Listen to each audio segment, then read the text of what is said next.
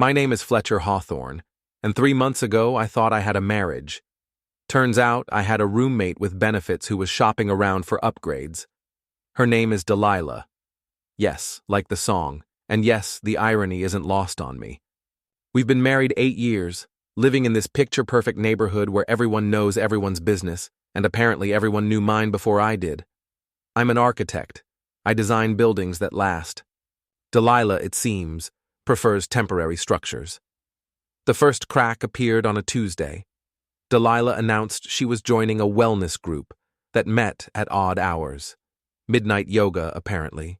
Because nothing says enlightenment like downward dog at 12:47 a.m. It's about finding myself, Fletcher, she explained, applying lipstick that cost more than my monthly coffee budget. You wouldn't understand.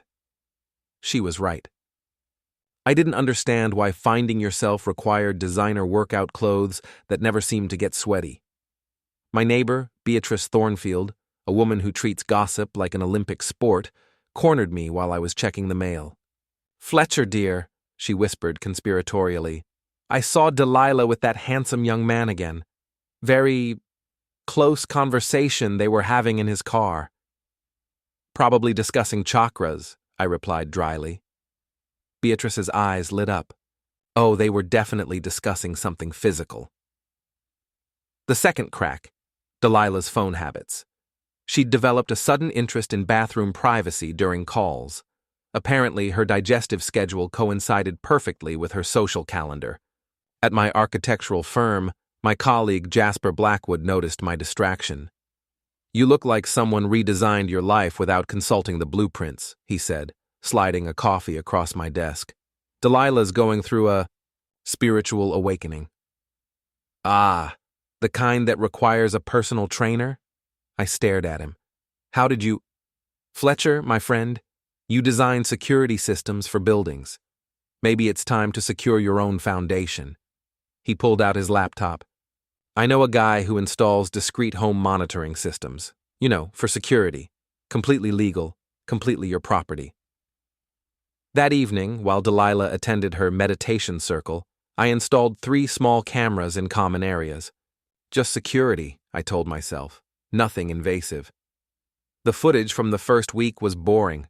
Delilah coming and going, occasionally bringing her friend Magnolia Westbrook, a woman who treats other people's marriages like reality television. Then came Wednesday night's recording. Delilah and a man I didn't recognize were in my living room. He was maybe 28, built like he lived at the gym, with the kind of confidence that comes from never having a mortgage payment. When are you going to tell Fletcher? He asked, his hands exploring territory I'd considered exclusively mine. Why would I tell him anything? Delilah laughed. He's completely clueless. Besides, I'm not ready to give up the house yet. The house. My house. The one I'd designed, the one I paid for, the one with my name on the deed. I watched them desecrate my couch, the one we'd picked out together, the one where we'd planned our future. Well, apparently she'd been planning a different future. The young man, I later learned his name was Brayden Ashworth, because of course it was, had opinions about my interior design choices, and my wife, and my apparent inadequacy in various departments. Fletcher's so boring, Delilah sighed between activities I won't detail. He thinks architectural drawings are exciting bedtime reading. When you're ready to upgrade, Brayden replied, I'll be here. Upgrade. Like I was a smartphone with a cracked screen. I saved the footage and went for a very long walk. The next morning, Delilah made coffee and asked about my day, as if she hadn't spent the previous evening auditioning my replacement. How was meditation? I asked. Enlightening, she replied without a hint of irony. At work, Jasper took one look at me and closed his office door. You found something. I showed him selected clips. His expression shifted from curiosity to disgust to something resembling admiration. Well, he said finally, she's thorough in her betrayal, very committed to the process. I need advice. Legal or practical? Both. Jasper leaned back in his chair. Legal. Document everything. Don't confront yet. Protect your assets. Practical. Remember that revenge is a dish best served with proper planning permits. That weekend, Delilah announced she was going to a wellness retreat with Magnolia. Translation.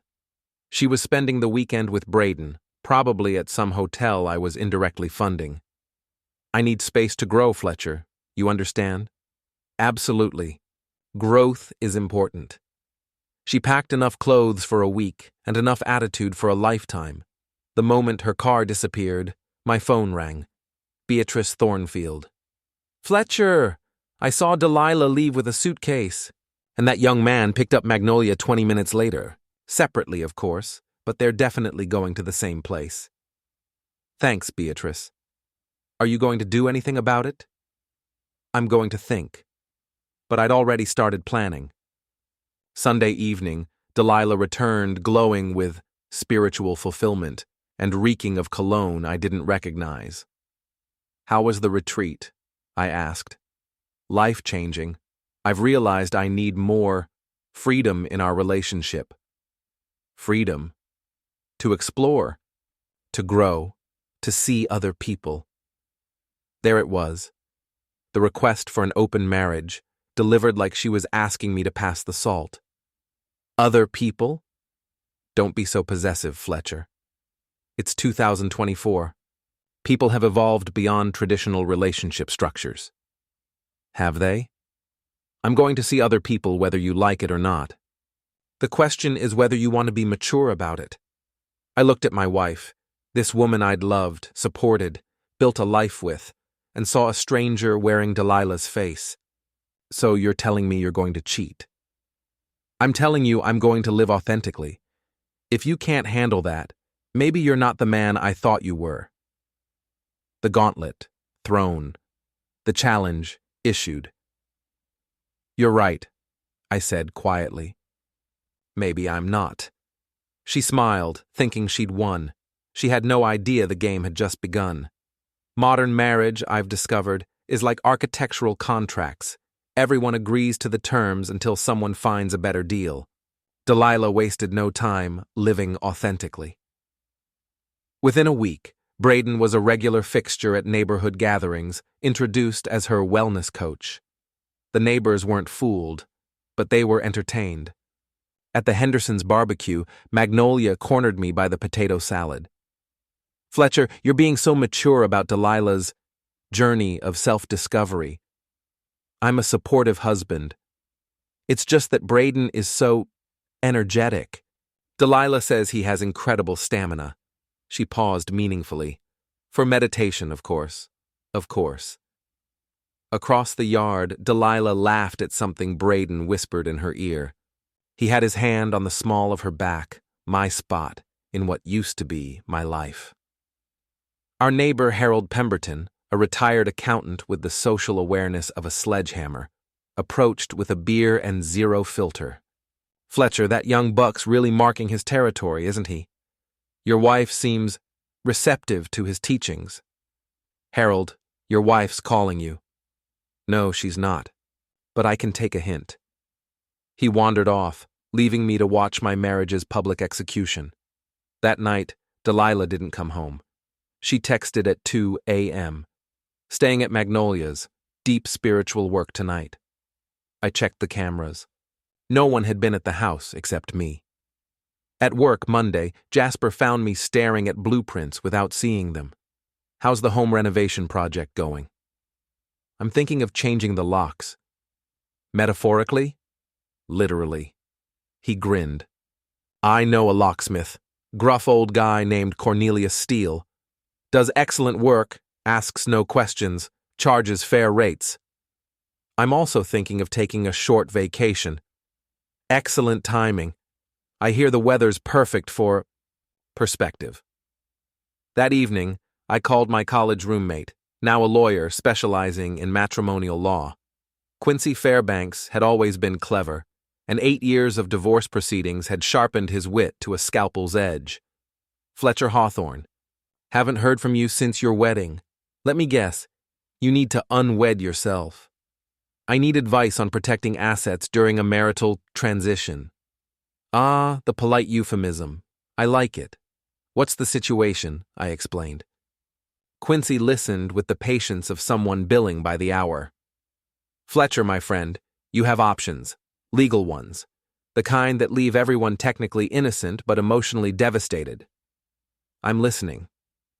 First, document everything. Second, secure your assets legally. Third, remember that the best revenge is a life well lived and properly planned. Tuesday night, Delilah brought Brayden home for dinner. In my house, at my table, eating food I'd paid for. Fletcher, you remember Brayden, my wellness coach. Brayden extended a hand with the confidence of someone who'd never faced consequences. Great to meet you, man. Delilah talks about you all the time. All good things, I hope. She says you're very stable. In Delilah's vocabulary, stable was clearly code for boring, predictable, and easily replaced. Over dinner, they discussed their upcoming retreat to a mountain resort. Brayden had opinions about my wine selection, my cooking, and my conversation topics. Delilah agreed with everything he said. Fletcher's always been very traditional, she explained. He doesn't understand modern relationship dynamics. Some people are just stuck in the past, Brayden agreed, cutting his steak with unnecessary aggression. The past has its advantages, I replied mildly. Stability, commitment, honoring agreements. But growth requires change, Delilah countered. Stagnation is death. After dinner, they retreated to the living room for meditation. I cleaned the dishes and listened to sounds that definitely weren't spiritual enlightenment. That night, after Brayden left, Delilah made her announcement. Fletcher, I've decided I need more space. I'm going to start spending weekends away. Where? Does it matter? You don't own me.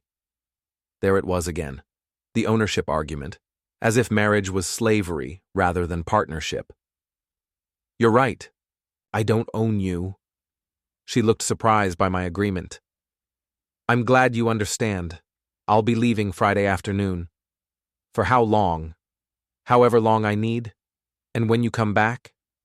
I'll come back whenever I feel like it. I nodded slowly. Good. Don't expect me to wait for you. She laughed. Fletcher, where would you go? This is your whole world. Friday afternoon, she packed enough clothes for a week and enough attitude for a lifetime. Again. I'll call you, she said, not meaning it. No need. She paused at the door. You're really okay with this? I'm really okay with you doing whatever makes you happy. She kissed my cheek like a sister and walked out of my life. The moment her car disappeared, I called Cornelia Steele. I need locks changed. Today. How many? All of them. Rush job costs extra. Money's not an issue.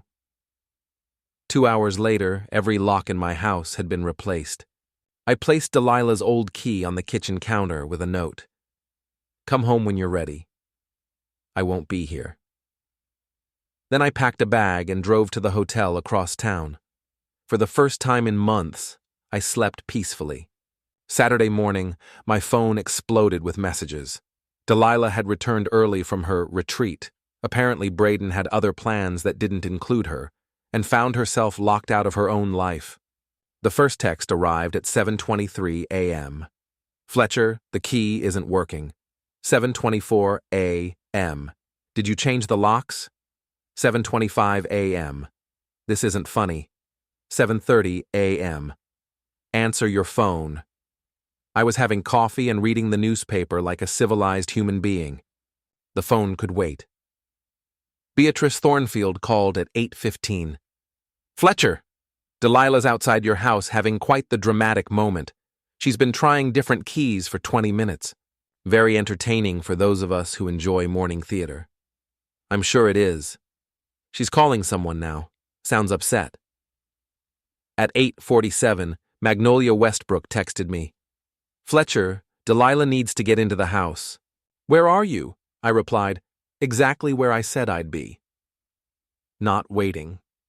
By noon, the situation had escalated. Delilah had enlisted Brayden to help her break into the house. What they didn't know was that Cornelius Steele had installed more than just new locks. My phone rang. Jasper. Fletcher, you magnificent bastard. Harold Pemberton just called me. Apparently, there's quite a show happening at your house. Oh? Some young man tried to force your front door, set off the new security system you had installed. Very loud, very public, very embarrassing.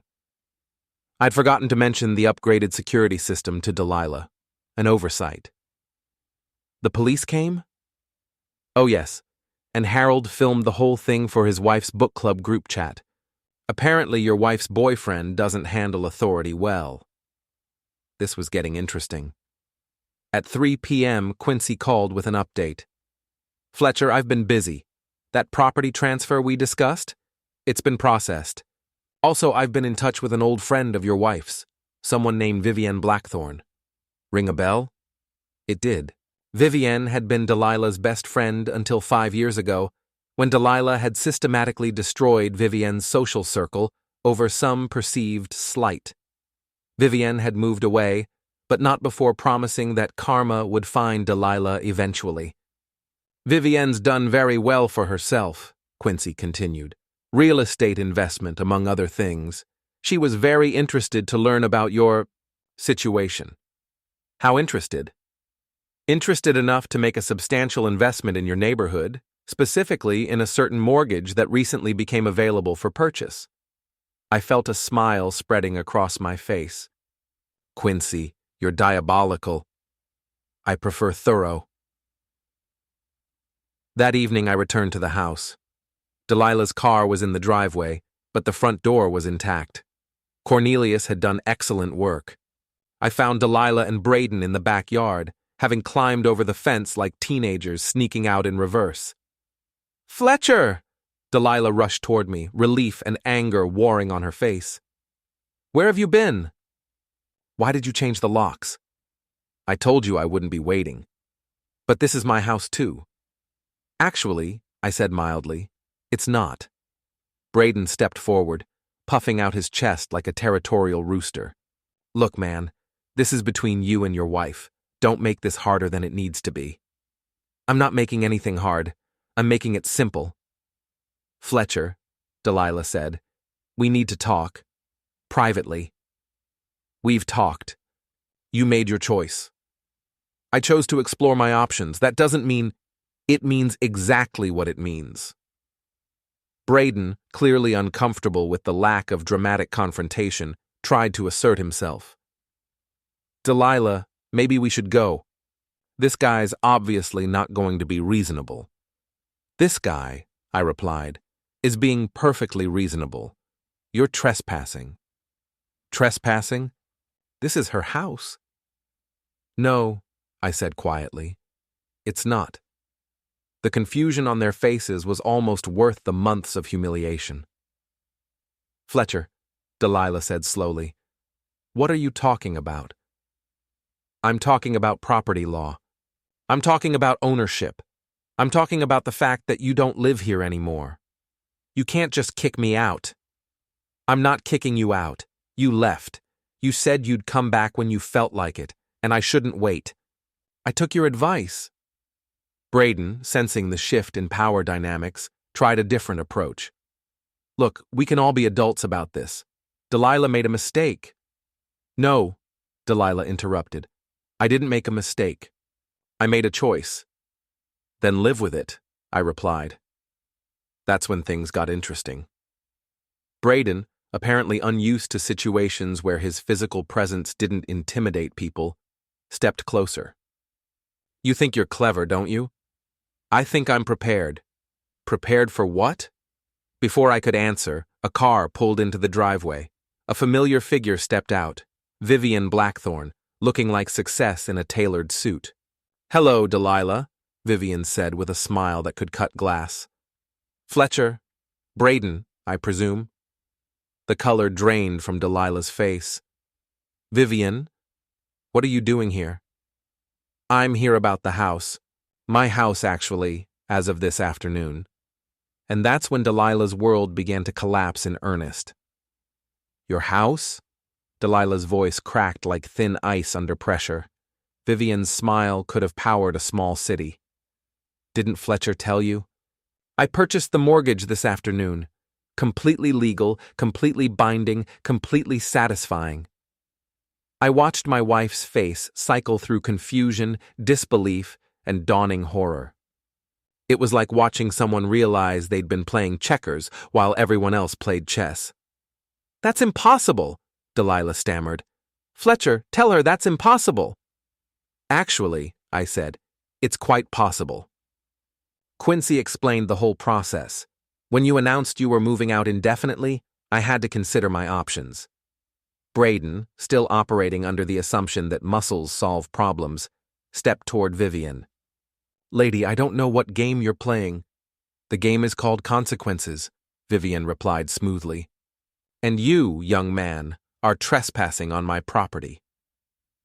That's when Beatrice Thornfield appeared at the fence, because naturally she'd been monitoring the situation like a surveillance satellite.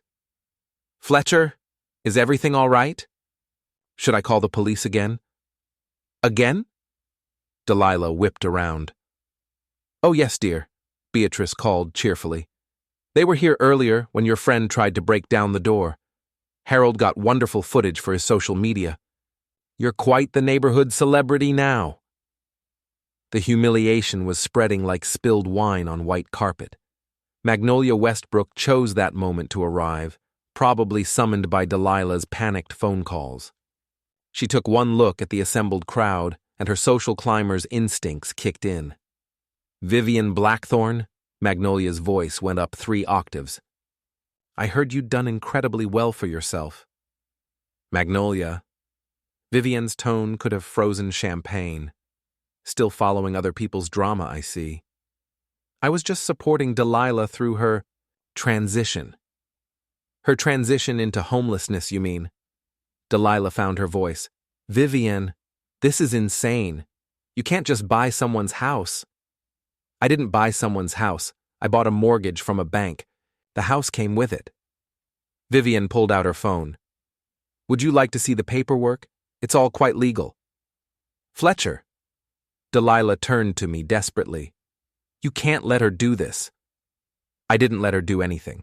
You made your choices, remember? Freedom, exploration, authenticity. But where am I supposed to live? That's not my problem anymore. Brayden, finally grasping that his weekend retreat had turned into a real estate nightmare, tried to salvage the situation. Delilah, baby, we can figure this out. You can stay with me. The look Delilah gave him could have melted steel. Stay with you? In your studio apartment with 3 roommates? It's temporary. Everything with you is temporary. And there it was. The moment Delilah realized her upgrade was actually a downgrade. Vivienne, enjoying the show, decided to twist the knife. Delilah, I have to ask, how's your social circle these days? What do you mean?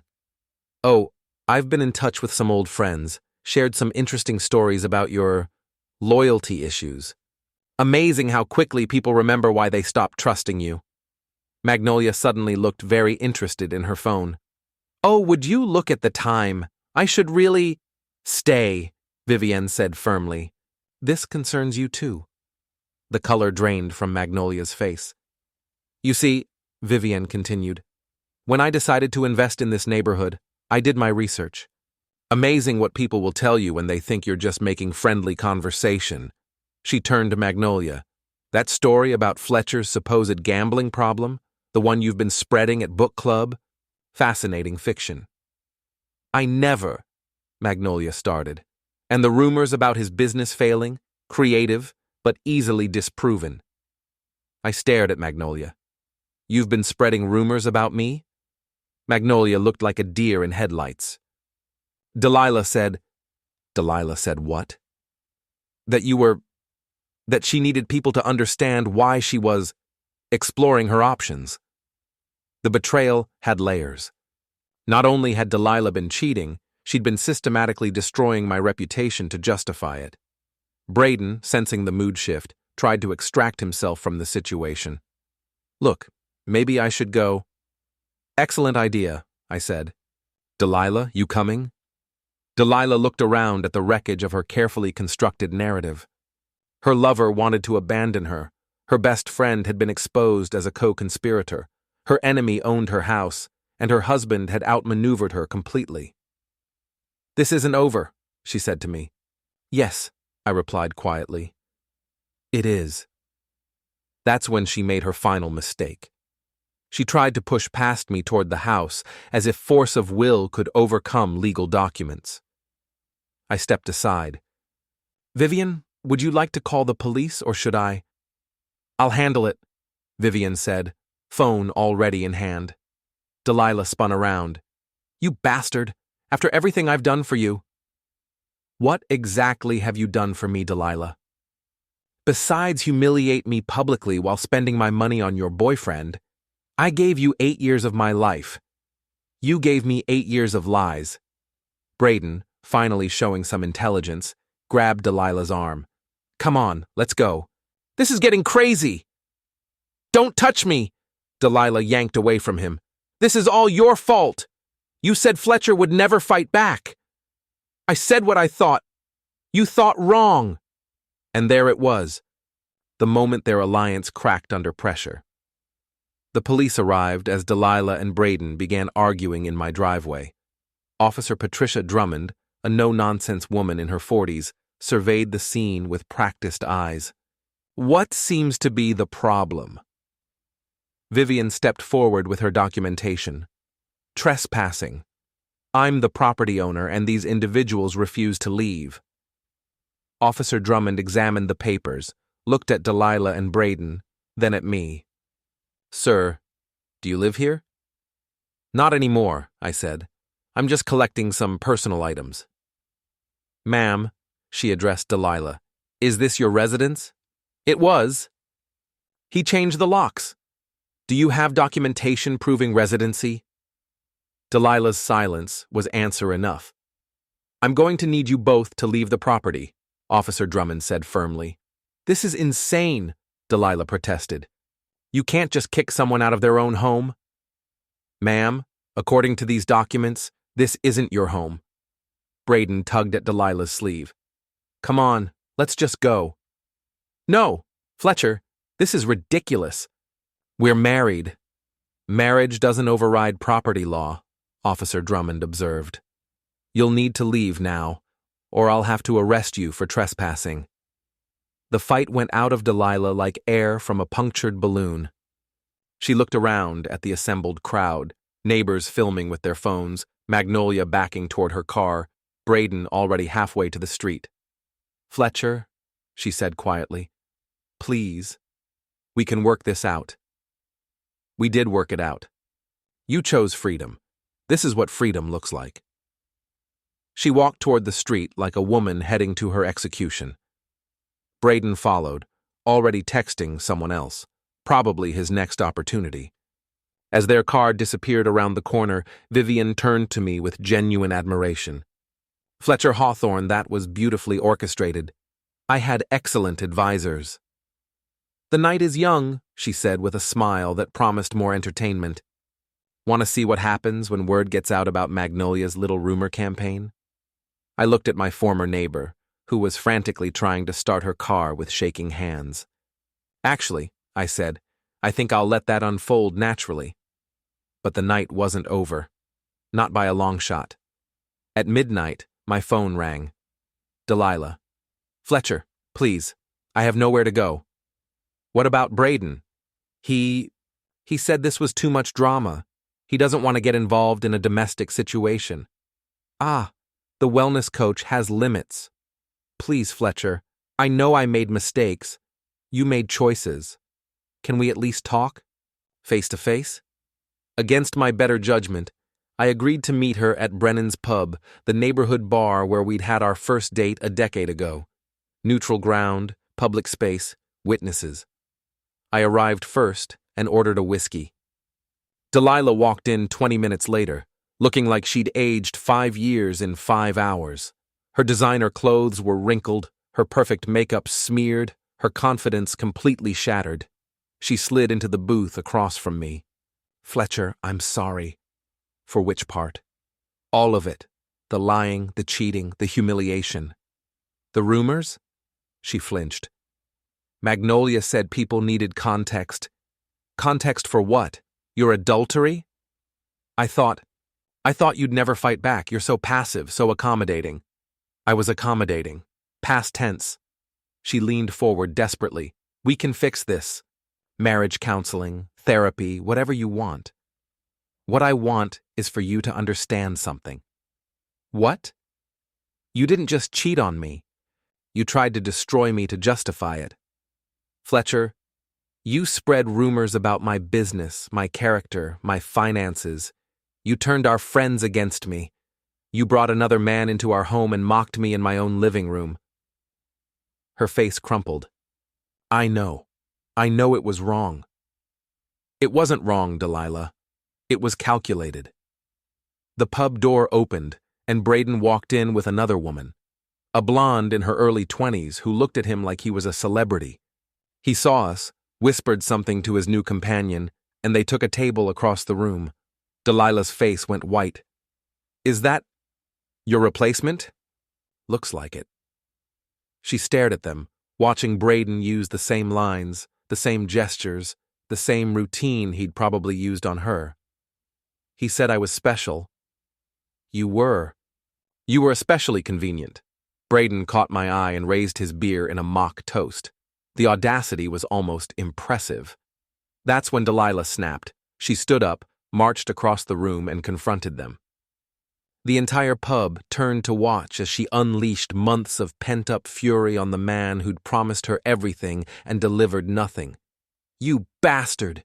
You said you loved me. Delilah, calm down. Calm down? You destroyed my marriage. I didn't destroy anything. You made your own choices. The blonde looked confused and alarmed.